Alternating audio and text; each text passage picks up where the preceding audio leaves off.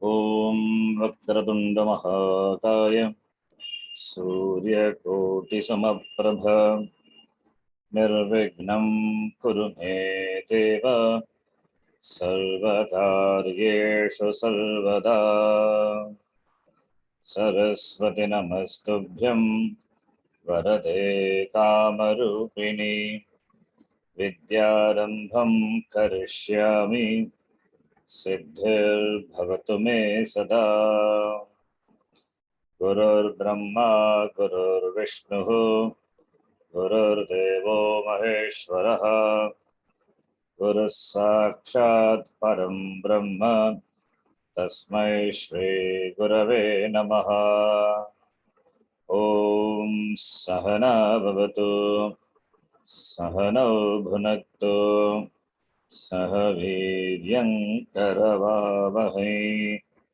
Tejasvinavadhitamastama Om Shanta Shanta Shanti.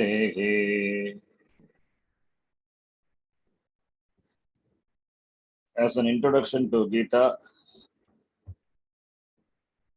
here the discussion is on the Purushartha, translated as human goals, human destination, or the pursuits. We have seen that there are four Purushartha, Chaturvida Purusharthaha. Purushaihi artyate prartyate iti Purusharthaha, that which is sought after by the Purusha. Purusha is human beings.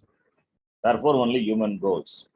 Dharma, Artha, Kama, Moksha iti, four Purusharthas. We have seen the limitations of the first three Purushartha, Dharma, Artha, Kama, Purushartha. In fact, these are unfulfilling Purushartha. It means gaining the ends, that is not really the end, it is not final. Gaining that, you continue to be an unfulfilled person and wanting person. The lack continues. The lack doesn't get filled up.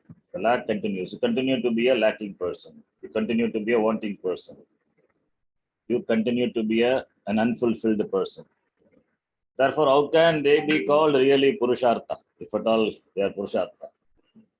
Therefore, only Moksha. In fact, Moksha is the only Purushartha. In fact, that is only deserved to be called the Purushartha. Because gaining which, Moksha meaning freedom, gaining which you become free, the end is achieved. Whereas there is no end for Artha, there is no end for Kama, there is no end for Dharma Purushartha. It is a continuous pursuit. The pursuit never ends. But do we really seek Artha, Kama, even if you analyze that what we did before? What we really seek through those Purushartha is freedom. Freedom from being a seeker. So what we want is freedom from being a seeker. I don't want to be a seeker. As long as a seeking is there,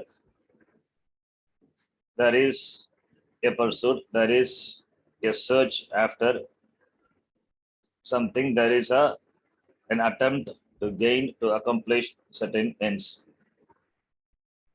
As long as there is a pursuit after something, that should be something after something.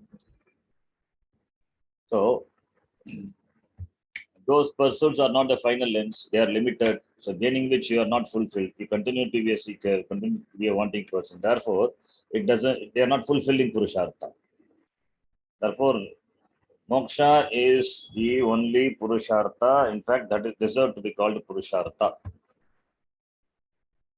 So all the three Purushartha, Dharma, Artha, Kama, it is all the experimental Purushartha. Through the pursuit of this Purushartha, a person discovers or understands that they are limited. They do not really fulfill me. Therefore, What I want is freedom. Freedom from being a seeker. I don't want to be a seeker. I want to be that person.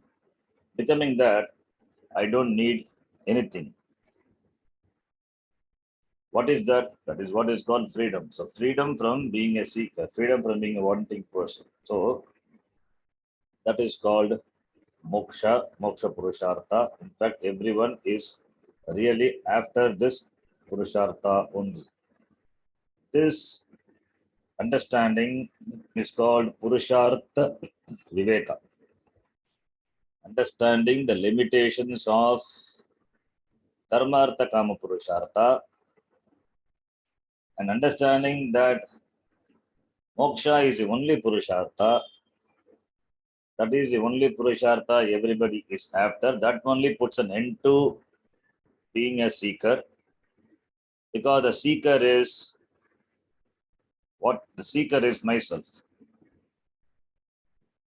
In case of other purushartha, there are differences between the seeker and the sought. But here in moksha purushartha, the sought is the seeker. What is sought is a seeker. What is sought the seeker. It means the seeker wants not knowing the swarupa, the nature of oneself. What is the nature? That I am always a secure person. I'm always a, a happy person. I'm always pleased with myself. That is what the reality is. So therefore, to know that, we need knowledge, and that is what Vedanta gives. Therefore, the Vedanta, otherwise called Upanishad, the last portion of the Veda, gives this knowledge of the nature of myself, which is freedom, which is Purnam, Aham Purnaha, that is the knowledge. So, knowing the nature of myself, all my pursuit comes to an end. So you gain what is already been gained. You are already free. It is a Siddha Vishaya. You come to know that I am already free. By come to know, that is knowing is involved, knowledge is involved. Therefore, this Purushartha, Moksha Purushartha, is the only Purushartha which implies knowledge. Other Purushartha implies effort, various effort, involves time, involves effort. Whereas this Purushartha, what is required is knowledge. So, with this, we will continue. And these are the last class. You are the problem, you are the solution. So, there is a problem. The problem is not outside. The problem is not understanding one's Swarupa is a problem. And understanding is a solution. Knowledge is a solution. Ajnanam is a problem, therefore, knowledge is the solution. That is what is going to be discussed in the. You are the problem, you are the solution. Vedanta defines a problem as not what you lack, but that you lack. Important. One may lack things in life, but that is not the problem. But that I lack, that's a problem. Therefore, Vedanta defines a problem as not what you lack, but that you lack, and says that you are the solution because you are the problem. Really, you don't lack anything. You think that I lack, that is a problem. And therefore, what is the solution? You need to know that I don't lack anything. Aham Purnaha. I'm always secure. I'm limitless. Aham, I'm always Purnaha. Not that Kadachit. Kadachit Purnaha. Always Purnaha. There is no time limit. There is no space-wise also limitation. Always, at all the time, in all stages in life, Everywhere, aham purnaha. Therefore, there is no problem. Not knowing that is a problem. Knowing that, there is no problem. So therefore, the problem is a superimposed problem. It is not the real problem. You mistake yourself to be a limited person. Once you know that, and once you remove the mistake, you continue to be what you are. Aham purnaha eva sada purnaha. Always, I am complete. I am free. My nature is freedom. So freedom is not something to be gained. Freedom is to be known. Freedom involves jnanam, knowledge. Therefore, moksha purushartha implies jnanam. Other purushartha implies karma. You have to put effort to gain that limited ends. Whereas to gain the unlimited end, in fact, there is no really gaining. It is already gained. So gaining the gained, how is it possible? Is it possible by effort? Gaining the gain, it means jnanam is involved. Therefore, knowledge is required. So gaining the already gained, accomplishing the already accomplished, achieving the already achieved, that involves jnanam. Therefore, you are the solution. Jnanam is a solution. You are the solution, which jnanam is a solution. You are the problem, ajnanam is a problem. Let us continue reading. There are two types of problems. One has its solution outside the problem, and the other has its solution within the very problem itself. The solution to the problem of feeling cold, for example, is outside the problem in the sense that you have to cover yourself, go to the fireside, or go out into the sun. You may even decide to go to the Bahamas. When the solution to a problem is outside, it means that you have to do something to solve the problem. If hunger is your problem, you have to feed the hunger by eating food, which is also outside. The solution to a jigsaw puzzle, however, is within the problem, within the puzzle itself, because the solution is within the problem. There is no problem, in fact. The only problem is you, and the solution is also you. When you don't understand something, it's a problem for you. Whereas when you do understand, there is no problem. The understanding is the solution. In the vision of Vedanta, you have no problem, in fact. There is no problem from the standpoint of Vedanta. Vedanta doesn't see problem. You see problem. Therefore, where can you find a solution? In you only. Then you may ask, how can I recognize that I don't have a problem? This seems to be one more problem to add to the ones already I have. But is it? One problem is not there. The problem of self non-acceptance. Because in the vision of Vedanta, the self is acceptable. What else do you want really? The only problem any human being has is self non-acceptance. Therefore, you are the problem and you are the solution. From the standpoint of Vedanta, you are always acceptable. Self is acceptable. But what the problem human being has, he has got self non-acceptance problem. Therefore, only you are the problem, you are the solution. Self is always acceptable, but you don't understand that. Therefore, you are the problem, and therefore you are the solution. Now your pursuit becomes one of knowing yourself, and it can be a game, fun all the way. This then is the teaching. Since jnanam is involved, therefore teaching is required. Teaching is there, therefore teaching is required, therefore guru is required. Shastram is required. A discriminative analysis of dharma, artha, and kama leads one to a certain fundamental human problem. Once this human problem has been discerned, you will take special steps to resolve it, even though you may continue to pursue artha, kama, and dharma. The solution to this original fundamental problem is called moksha. This is called purushartha viveka.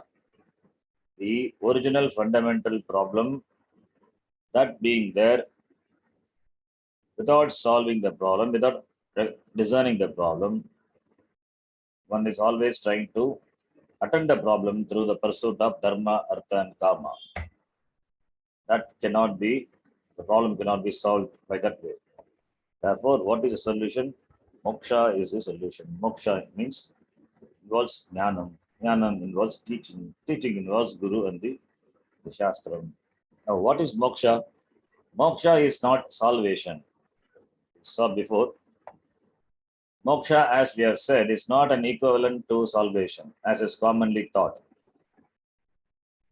Salvation is the word used by theologians. We don't say that call it as salvation. Nor is it some kind of accomplishment other than yourself. As freedom from something, however, moksha could be considered a negative accomplishment of sorts. Nevertheless, there is nothing more positive than moksha. Once we say freedom, the question is freedom from what? And the answer is simply freedom from something I don't want. No one wants freedom from what he or she wants. Therefore, no one wants freedom from artha or kama, securities and pleasures. We want artha, kama, a little bit of dharma plus moksha. Moksha is not freedom from artha and kama, to be noted. That which artha provides, moksha cannot provide. That which moksha provides cannot be provided by artha, kama, and dharma combined. A person who has moksha also has the freedom to pursue the other three human ends, the artha, kama, and dharma, if he or she so chooses. This then is real freedom and not freedom from these pursuits. Important to be noted. So, moksha is freedom. Freedom from what? Freedom from being a wanting person. So, it doesn't stop you from pursuing artha and kama. Artha and kama required for sustaining in the world. It is required. So, being free, you can continue to pursue dharma, artha, kama. So, therefore, moksha is not freedom from dharma, artha, kama. Moksha is freedom from the sense of being an insecure person or wanting person. So, understanding that I'm always secure, one can continue to pursue artha and kama. There's no problem. And who is it that undertakes these pursuits? The person called Purusha in Sanskrit, meaning any person, young or old, man or woman, Indian or American, or Chinese. This Purusha, the person, is the one who is after artha and kama. All actions have a purpose. The next topic. A human being never undertakes a deliberate activity without it having a purpose. Even involuntary actions have a purpose. But here we are talking only about those actions that are voluntary. In Sanskrit we say, Prayojanam anudishya namandopi pravartate. Without any purpose, even a fool will not undertake any activity. So therefore, a human being never undertakes a deliberate activity without having any purpose. Even involuntary actions have a purpose. And here we are talking about the actions that are voluntary. This dharma, artha, kama, as well as moksha, they are voluntary actions, deliberate actions. So voluntary, deliberate actions always presuppose a desirer, whose desire is never for the action as such, but for the result, the object of desire. There is always some end in view. So, action karma implies kama. Kama is desire. So, without desire, nobody can do any karma. Desire means the desire is what propels the person to do an action for gaining the result, the karma pala. That is the object of desire. Therefore, there is always some end in view. An object that you have cannot become an object of desire if you know you have it. However, you may have something and not recognize that you have it, and therefore it may become the object of desire. So, two types of objects of desires are there. One type is of object of desire is that which you know, and therefore you are after, which is other than you. Or you may, that is one thing, you may not have it, and therefore you want it. Second type of desire is you may have it, but you don't know that you have it. That's what he says here. However, you may have something and not recognize that you have it. Therefore, it becomes the object of your desire. Thus, the clause is, if you know you have it, is important here. If you know you have it, if you know that you have it, then it cannot become an object of desire. Only if you don't know that you have it, then it can become an object of desire. For instance, you cannot desire a head over the shoulders, over your shoulders, since you already have one. Even if you have such a desire, no one can fulfill it, not even the Lord. Bhagavan has already given a head above the shoulder. So you cannot ask for one more. It is already there. You can ask for one more. That is up to the Lord to give. As Ravana, he had 10. But already you have a head above your shoulders. So even Bhagavan cannot fulfill it. Can fulfill it. If at all you don't have, already you have one. If you have to ask him why, in spite of all your devotion and prayers, he has not fulfilled your desire, he could only say, I cannot give you what you already have. It is always there. So I cannot give you one more. It's already there. When I tell you that I cannot give you something, there are only two possible reasons for my response. One is that I am incapable of giving it to you due to my lack of knowledge, power, or resources. The other possibility is that I can give it to you, but you don't deserve it. You are not qualified to receive it. Therefore, either you are not qualified to receive it, nor I am not qualified to give it to you. These are the two possibilities. Here, Bhagavan is qualified to. Bhagavan has the potential to give it. So he is qualified to give. And you are also qualified to receive. But already you have it. Therefore, what Bhagavan also could do, you have a head already over your shoulders. You have it. Similarly, talking about the object that already you have, for which you have the object, for which you have desire for that. Here, however, the incapacity to give you a head over your shoulders is because you are asking for something already you have. How then can even God give you one? If you want one more head, being God, He can give you a second head. Yes. If you want one more, that Bhagavan can give. Although I do not know how a second head is going to help you. If the one already you have has not helped you, but He can give it to you. You will have to tell Him, of course, where would you like to put it? But don't ask Him to give you a head over his shoulders. You have what you have, He cannot give you. Even though Bhagavan can give, but He cannot give you because you already have it. It means you are qualified to have it. You're qualified to receive it. Already you have it. So, and Bhagavan also has given you already. Although you cannot desire an object that you know that you have, you can always desire an object that you don't have. There are many things that you don't have, like a green card, a new house, another job, a promotion, a wife, a husband or children, a trip to a particular place. Anything you don't have, you can desire. Thus, what you don't have can become an object of desire. This we know. What you don't have only can become an object of your desire. What you have cannot become an object of desire because already you have it. Having that, you can continue to, you can enjoy it. Once you have it, you enjoy it. Now, you don't have desire, it cannot become an object of desire. In the sense that you don't try to accomplish it, not required, because already you have it. So without a purpose, there is no effort, no deliberate activity. Therefore, the Purusha, the person, undertakes activities for accomplishing different ends, mainly Artha and Kama, but also Dharma. If this is so, there is an important question to be asked. Do I want Artha and Kama for the sake of Artha and Kama themselves? The answer to this question is what distinguishes the entire Vedic vision of human life from one's usual way of looking at it. So, regarding Artha and Kama, connecting the previous paragraph, what you don't have can become an object of desire. So, Artha and Kama can become an object of desire.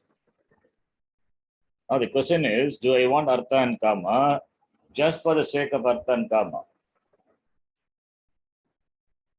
If that is true, then having gained Artha, the Artha Purusha should cease, it should stop there. Similarly, Kama, but doesn't stop there. It continues. Therefore, do you want Artha and Karma for the sake of Artha and Kama themselves? That to be looked upon from the Vedic vision, from the vision of the Veda. Why do I seek out securities and pleasures? The next heading. Is Kama for its own sake? Is it for the sake of pleasure? Is it just for fun? If so, then with it or without it, you are the same. You go for it just because you go for it. In other words, it's nothing more than a fancy. But is this really the case? Are Artha and Kama which are seeking in life for their own sake, or they for myself? The Veda says that every object of my desire is for my sake alone. Atmanastu kamaya sarvam priyam bhavati. It's a beautiful vakyam in Bhagavad Upanishad. Atmanastu kamaya, everything is loved for the sake of the pleased self. Everything is Atmanastu eva. Atmanastu eva sarvam priyam bhavati. Atmanastu kamaya eva. Atmanastu kamaya sarvam priyam bhavati. So every object of my desire is for my sake alone. It is not for the sake of the object. An object is loved not for the sake of the object. An object is loved, it is for the sake of myself. A husband is loved not for the sake of the husband. It is for the sake of oneself. A wife is loved not for the sake of the wife. It is for the sake of oneself. A son is loved not for the sake of the son. It is for the sake of oneself. A daughter is loved not for the sake of the daughter. It is for the sake of oneself. An important statement. Veda says, Bhagavad Upanishad says, every object of desire is for my sake alone. Nava are patyuk kamaya patih priyo bhavati. Atmanastu kamaya patih priyo bhavati. Nava are jayayai kamaya jaya priya bhavati. Atmanastu kamaya jaya priya bhavati. Nava are putranam kamaya putraha priyaha bhavanti. Atmanastu kamaya putraha priyaha bhavanti. Nava are vittasya kamaya vittam priyam bhavati. Atmanastu kamaya vittam priyam bhavati. Even vitta, the wealth also not for the sake of wealth. It is for my sake. The wealth is desired not for the sake of the wealth. It is for the sake of myself. Nava are pashunam kamaya pashavaha priyaha bhavanti.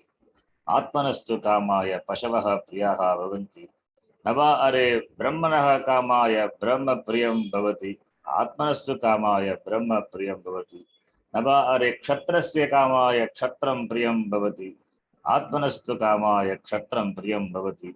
Nava are lokanam kamaya lokaha priyaha bhavanti.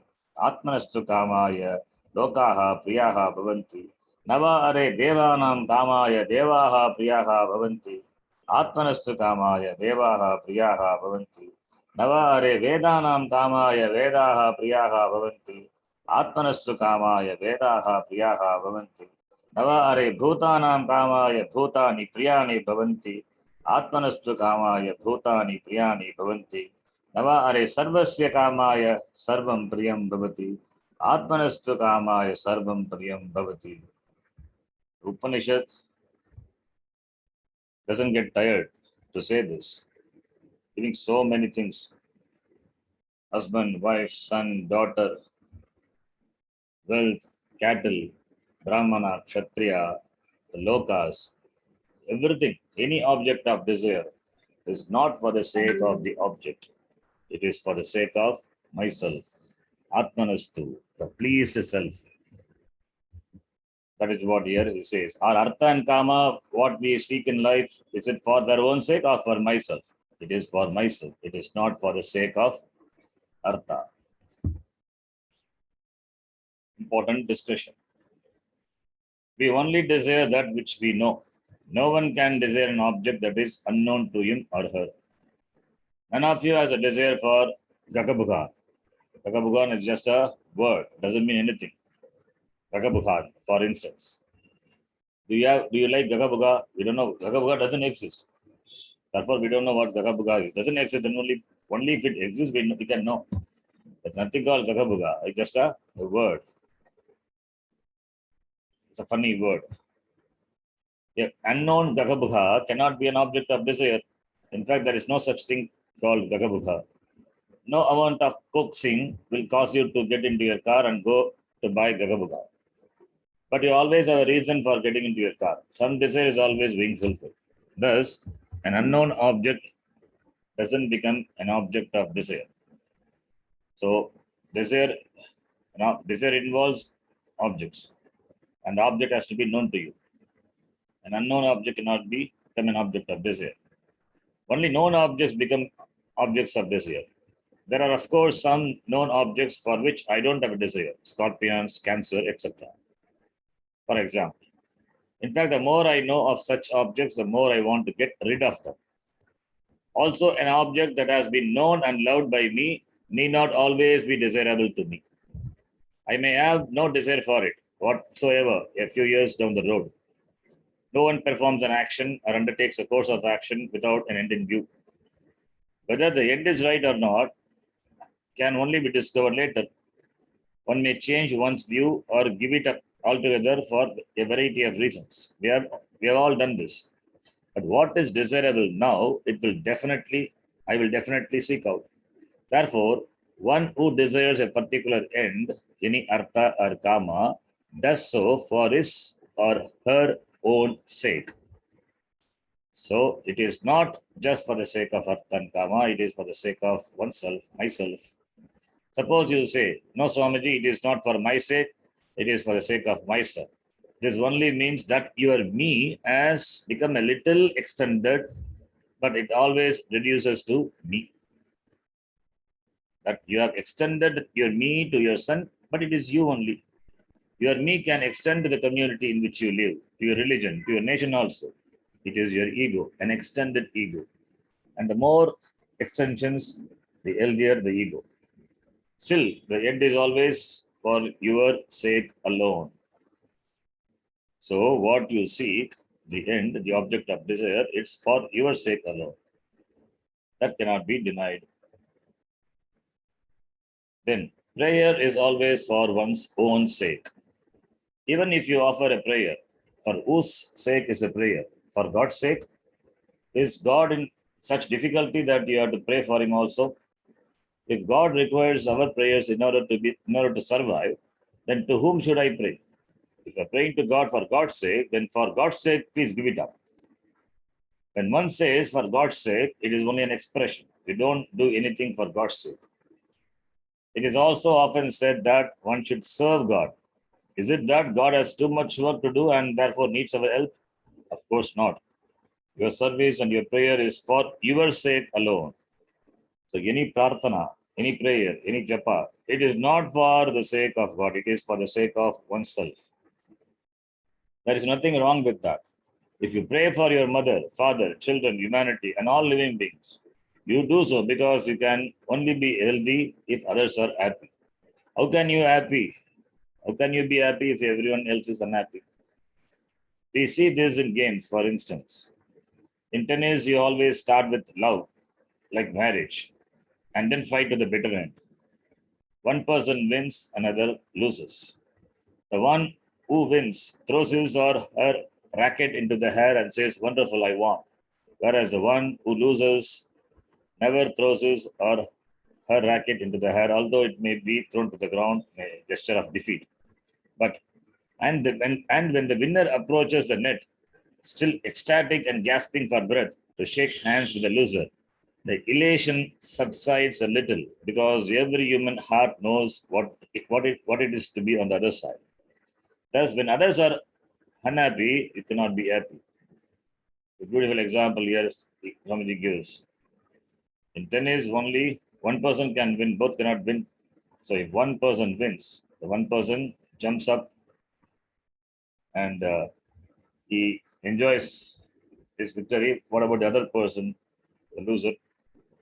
So when the winner comes and shakes hands with the loser, then the winner shares the sorrow of the loser, and at that moment his happiness comes down a little. So therefore, you can be happy only when others are happy, but in the game it cannot be. Just even in the game, the winner becomes unhappy when the other person is not happy. That is what is the highlight is. Desiring arthas and kamas, then I make certain efforts. And if these efforts do not seem to be enough, I make another effort called prayer. Yes. Because there are so many unseen obstacles, unseen factors are there, which can be countered only through prarthana, the prayer. Prayatna is one thing. Prayatna alone cannot get you what you want. By prayatna alone, you cannot achieve. You need prarthana also. Devam. That's what we say, luck. So everybody puts effort, but somebody gets.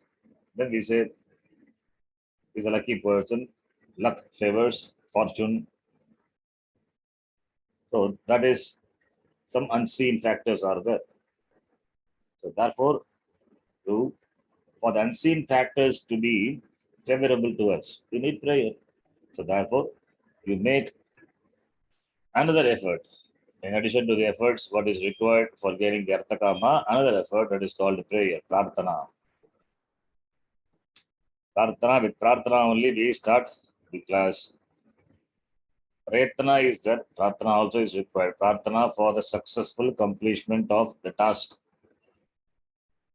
The task involves effort. Study involves effort. And Prarthana makes it happen without any obstacle. Takes care of all the possible pratibandhas. Therefore, Prarthana, prayer. Prayer is neither an artha nor a kama, it is dharma. Through prayer, you want to gain some invisible result which will give you artha and kama. Important. Through prayer, all the prayers, all the rituals which are there in the Veda Purva, which give you certain ends, the ends what you want, that are not, that you do some particular action and and that is converted into and that is converted into something, and that through that you gain the result. You don't see the connection between the karma what you perform and the result what you gain. Suppose there is a karma called Putra Kameshti Yajna. That is a karma which is performed for gaining a son. Karma is doing a particular homa is done, doing which you get a son. So what is the connection? There is no visible connection. There is invisible. It's all invisible, intangible. You don't see the connection between your effort and the result. That is what we call adrishtam. So through prayer, you want to gain something invisible result, that adrishtam, that is called adrishtam, which will give you artha and kama. So through prayer, what you gain is that some invisible result. Some palam is adrishta palam. That palam will give you kama and artha and kama. Although spiritual seekers do not pray for artha and kama, they do pray for knowledge and maturity, which again is for one's own sake alone. This aspect of the human personality is very important, and it is the basic to the vision of Vedanta. When you know that whatever you do is for your own sake, everything becomes meaningful. You find that what you do has its place and everything falls into place. Nothing is more efficacious than anything else. No one action is more important than another. Each action becomes important in its own sphere and is meant for producing its own result. Can we say that the ears are better than the eyes, or the eyes are better than the ears. No, we require both. If I see you shouting at me but cannot hear what you're shouting, I cannot respond to you properly. Eyes have their own sphere, as do the ears. Similarly, each organ, the kidney, the liver, heart, lung, and so on, has its own sphere, each one as important as any of the others. But in order for everything to fall into its place, the starting point must be proper. Here, the starting point is knowing that any action I perform is always for a given end, and that end is for my sake alone. Important. So, the action what you perform is for my sake alone. Atmanastu kamaya eva. That is the topic discussion here. Vedanta takes the statement one step further to cover certain important relationships. A wife is dear to her husband, not for her sake, but for his sake. Similarly, the husband becomes dear to his wife for her sake, not for his sake. If I understand that everything I do is for my own sake alone, then every relationship will be very objective. I will not go about saying I did so much for you, the starting point for all kinds of trouble. So this is what the Brihadaranyaka Upanishad also said. Atmanastu kamaya sarvam priyam bhavati. Nava are patyukamaya patihi priya bhavati. Atmanastu kamaya patihi priya bhavati. Nava jaya kamaya jaya priya bhavati. Atmanastu kamaya jaya priya bhavati. A wife is dear to her husband, not for her sake, but for his sake. Atmanastu kamaya is for one's own sake. Similarly, the husband becomes dear to his wife for her sake, only for her sake, not for his sake. Atmanastu kamaya. Important. If this is known, then the other person will not say, I did so much for you. This will not come. You did really for yourself. Because I did everything to you, that is a starting point for all kinds of problems. Nobody does think for the sake of others, it is really for the sake of oneself. Atmanastu kamaya, because Atma is what is loved by everyone. So every action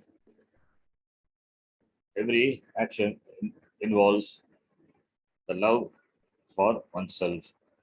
The object of love being oneself. Therefore, the result for every action, the result is the result of action. The result of action is only for the pleasing oneself. Atmanastu kamaya eva iti. When the wife is pleased, when the husband pleases the wife, when the wife is happy, the happiness of the wife pleases the husband. So what the husband wants is that please itself. That he gains through the when the wife is happy. So therefore, what he wants is happiness. So what he wants is the please itself. The please itself is invoked when the wife is happy. Therefore, he does everything to make his wife happy. But ultimately, what he wants is the pleased self, the happy self. Atmanastu kamaya. That is important. Then the next topic, freedom from being a wanting person. That I want artha and kama reveals that I am an insecure and unhappy person from two different standpoints. What do I really want? Do I want the actual artha and kama, the objects themselves, or do I want security and happiness? Because I want security and happiness, all arthas and kamas are reduced to securities and happiness alone. If I am insecure, I naturally seek security. And if I am unhappy, I seek happiness. However, it is not the security itself that I want. What I really want is freedom from insecurity. Important. This is what we discussed. So it is not security is what I want. What I want is freedom from insecurity. I'm insecure, that is also a sense. Therefore, freedom from the sense of being insecure. So what I really want is the freedom from the sense of being insecure, freedom from insecurity.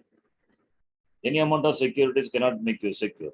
So it is not the security really what I want. What I want is really by gaining the securities is freedom from insecurity. In terms of security, I'm wanting. In terms of fullness and happiness, also I'm wanting. Therefore, I want freedom from being a wanting person. And in order to be free from being a wanting person, I have to see myself as secure. I have to see myself as one who doesn't lack anything. And I can see myself in this way alone when I have no sense of lack. If I am insecure and unhappy, and I see myself as secure and happy because of some kind of self hypnotism, for instance, then I am under yet another delusion. It is better to be insecure than to be deluded into thinking that I am secure. If I know I am insecure, then at least I can be objective and thereby understand my problems. Thus, one has to be secure in order to see oneself as secure. To be able to say, I am happy, one has to be happy to understand that the happiness we talk about. I can therefore see myself as secure and happy either by becoming so or by already being so. I'm using two different words here, becoming and being, for a reason. We generally see ourselves as insecure and unhappy and then try to become secure and happy. The whole process of living, the struggles in our lives are all a process of becoming. Being insecure, we seek to become secure. That is what is called samsara, the life of becoming. Being insecure, we want to become secure. Being unhappy, we want happiness. Therefore, therefore, it is a struggle. Therefore, it is a samsara. The life of becoming is what is called samsara. In the final analysis, people are all after the same thing. One may seek this and that, but over the shoulders of seemingly different ends, we see two common ends, being secure and being happy. So, therefore, these are the two ends everybody is after, security and happiness. My hope is that one day I will become secure, that one day I will become happy. Therefore, even when we are seeking artha and kama, we are all seeking freedom from being insecure and unhappy. This must be clearly understood. So, what we seek through the Purushartha is the freedom from insecurity. Artha gives security. Artha gives security. Kama gives happiness. But do I really want security? What is the purpose of accomplishing security and happiness?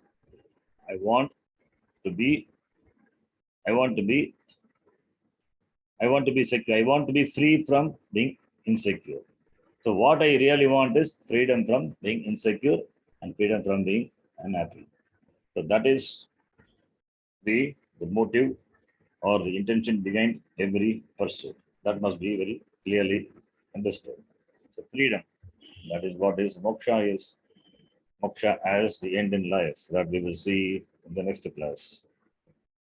Om Purnamadah Purnamidam Purnat Purnamudachyate Purnasya Purnamadaya Purnamevavashishyate. Om Shanti Shanti Shanti. Harihi Om Shri Gurubhyo Namaha. Harihi Om. Dhanyavadaha.